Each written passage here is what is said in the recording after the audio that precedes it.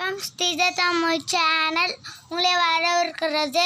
இன்று அடியை பற்றி பார்க்கலாம். அடியானது யாப்பின் உறுப்புகளில் ஒன்று. எழுத்து, அசை, சீர், தலை, அடி, தொடை. இந்த அடியானது இரண்டிற்கு மேற்பட்ட சீர்களும் தொடர்ந்து வருவது அடி. அடியானது 5 வகைப்படும்.